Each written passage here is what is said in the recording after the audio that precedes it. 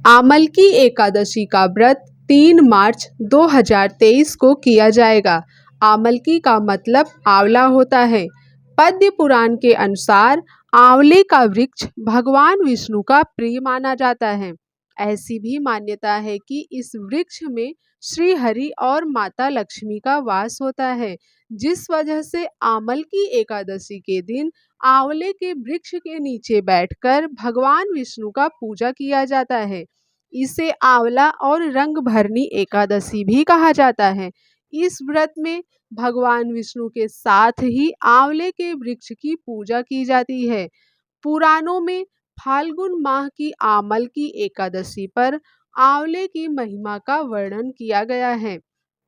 फाल्गुने मासि शुक्लायां एकादश्यां जनार्दनः वस्त्यामलकी वृक्षे लक्ष्मया सह जगत्पतिः तत्र संपूज्य देवेशं शक्त्या कुर्यात् प्रदक्षिणाम् उपोष्य विधिवत कल्पम विष्णुलोके महीयते। अर्थात आमलकी एकादशी वाले दिन स्वयं भगवान विष्णु माँ लक्ष्मी के साथ आंवले के वृक्ष पर निवास करते हैं। यही वजह है कि इस दिन आमलकी के वृक्ष का पूजन और परिक्रमा करने से लक्ष्मी नारायण प्रसन्न होते हैं और साधक की धन दौलत में बढ़ोतरी होती है। व्यक्ति समस्त पापों से मुक्त हो जाता है।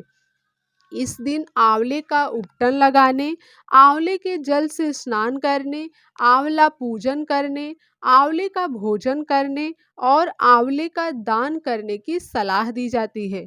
कहा जाता है कि समस्त यज्ञों के बराबर फल देने वाले आमल की एकादशी का व्रत करने से व्यक्ति को मोक्ष की प्राप्ति होती है। आइए अब जानते हैं आमल की एकादशी व्रत कथा के बारे में। इस व्रत से जुड़ी 2 कथाएं हम आपको बताने जा रहे हैं।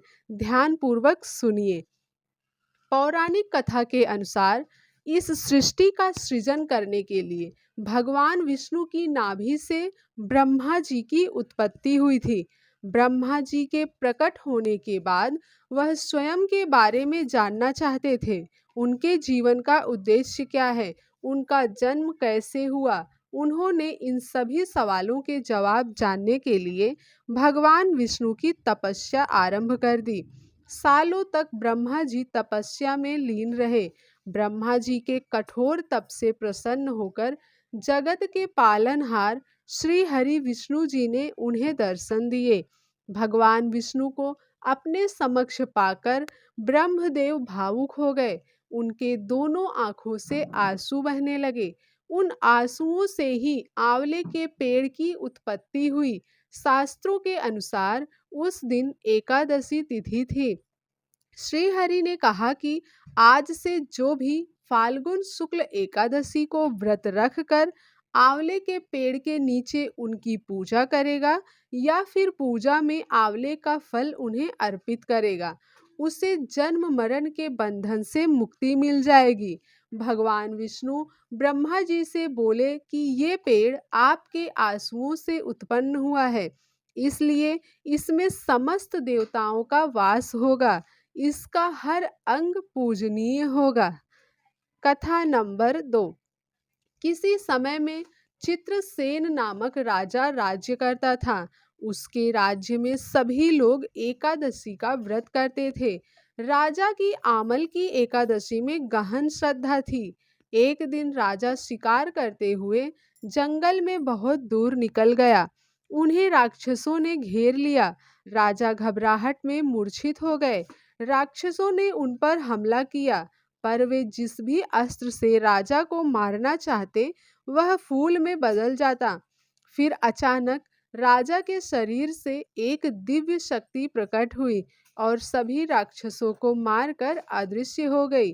जब राजा की चेतना लौटी तो उन्होंने देखा कि सभी राक्षस मरे पड़े हैं। राजा को आश्चर्य हुआ कि इन्हें किसने मारा।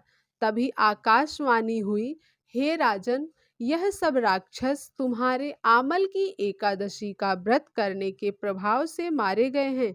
तुम्हारी देह से उत्पन्न आमल की एकादशी की वैष्णवी शक्ति ने इनका संहार किया है। इन्हें मारकर वह पुनः तुम्हारे शरीर में प्रवेश कर गई। यह सुनकर राजा की खुशी का ठिकाना न रहा। उन्होंने लौटकर राज्य में सबको एकादशी व्रत की महिमा बताई। तो ये थी एकादशी व्रत की कथा। व्रत की पूजा आप करें तो कथा जरूर सुने। कहते हैं बिना कथा सुने व्रत पूजा पूरा नहीं होती है, और यदि आपका व्रत पूरा नहीं होगा तो आपके व्रत का फल नहीं मिलेगा। वीडियो देखने के लिए आपका बहुत बहुत धन्यवाद। ऐसे ही और व्रत कथा के बारे में जानने के लिए हमारे चैनल को सब्सक्राइब करें और बेल आइकन को प्रेस कर लीजिए। जय श्री राधे।